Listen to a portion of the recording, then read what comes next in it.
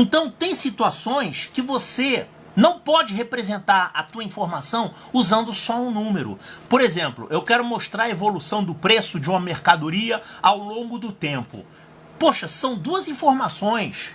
O conjunto dos reais só dá uma informação de cada vez, né? Você precisa representar duas. Então o que se faz? Você, em vez de ter uma reta com os números reais, você passa a ter um plano com dois valores, x e y, ambos reais, tá? Aqui real e aqui real.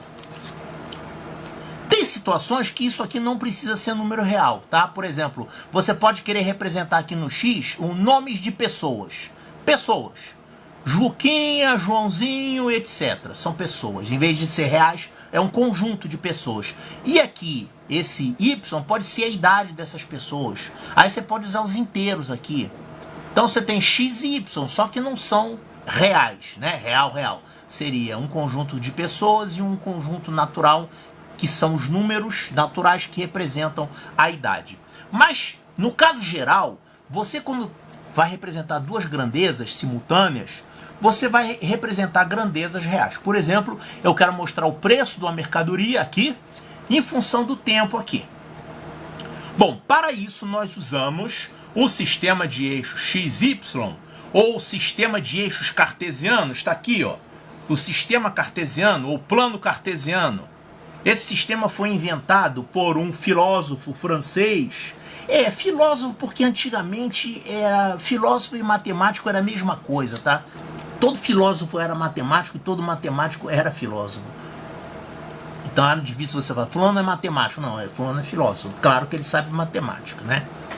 Então o filósofo francês René Descartes, ele criou esse sistema de eixos perpendiculares. Isso aqui é um ângulo reto, né?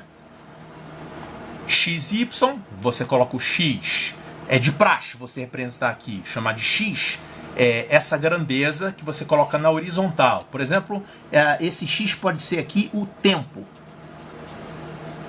Se você quiser chamar de T também pode, tá? E aqui o Y é a outra grandeza que você quer exprimir. Normalmente essa grandeza é em função dessa, normalmente é assim. Esse Y aqui seria o preço, tá? Se você quiser pode chamar de P. Mas o caso geral é x e y, tá? Como eu coloquei aqui, x e y. Normalmente, o y é função de x, normalmente. Então, esse sistema de eixos perpendiculares se chama sistema de coordenadas cartesianas, ou pode se chamar só de plano cartesiano, e esse nome é em homenagem ao Descartes. E adivinha um uso super importante do sistema de coordenadas cartesianas? Representação de funções. Olha só, aqui eu estou mostrando duas aplicações do sistema cartesiano, tá? Uma é para mostrar valores que foram coletados em determinadas situações. Por exemplo, você pode armazenar. Você pode fazer um gráfico, por exemplo, qual é a hora que o sol nasceu em função do dia do mês, por exemplo. Aí você marca esses pontos todos. Tem alguma lei matemática envolvendo isso? Mais ou menos, tá?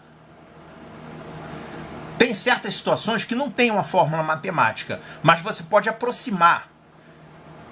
Isso é um trabalho da estatística.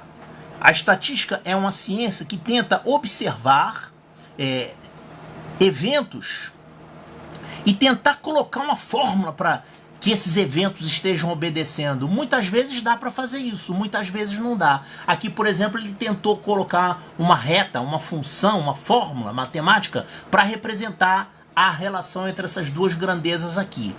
Tá? Então isso aqui é uma atividade que está no ramo da estatística. Isso pode aparecer em questões de prova, quando ele coloca assim, a inflação ao longo dos anos, e aí ele faz umas perguntas. Quando que deu a maior inflação? Quando que deu a maior queda de preço, maior aumento de preço? Aí você tem que saber olhar para o gráfico e tirar as respostas dali daquele gráfico, né? Isso dentro da matemática se chama de tratamento da informação, que nada mais é do que usar estatística. Agora, na esmagadora maioria das vezes, na matemática, quando você quer achar fórmulas para as coisas, fórmulas para as funções. Você vai usar os gráficos no mesmo sistema cartesiano, só que com esse aspecto aqui. Você vai ter um x e um y. E o y é função de x. O y depende do x. Y depende do x. A gente escreveria assim: y é igual a f de x. Quer dizer, y é função de x. E esse gráfico aqui é o gráfico da função f. É a função que relaciona o x e o y. Isso é justamente o objeto do problema. Às vezes o problema manda você achar essa fórmula, ou faz outras perguntas sobre essa fórmula. Então acostume-se com isso. Na maioria dos problemas sobre funções, o que você vai ter é isso. É um gráfico contínuo. Quase sempre é um gráfico arredondado como esse, mas nem sempre, tá? Pode ser um gráfico com retas. Isso pode acontecer.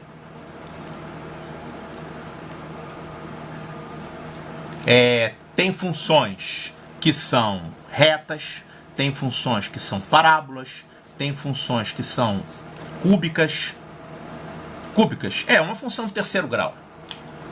E tem vários outros tipos de funções. Mas no nível de ensino fundamental, para efeito de EPICAR, as funções mais usadas são as funções que formam uma reta e as funções que formam uma parábola. Mas você pode ter vários outros tipos de função. Você tem função exponencial, função logaritmo, função módulo, funções trigonométricas. Tem um monte de tipo de funções. Aí depende de você ter aula desses assuntos para poder aplicar com outras funções mais difíceis. Mas para o ensino fundamental, é isso aqui. É a reta, que se chama função afim. Afim, tá? Função afim. Ou então a parábola, que se chama função do segundo grau ou função quadrática. Nós vamos trabalhar com todas essas funções aqui.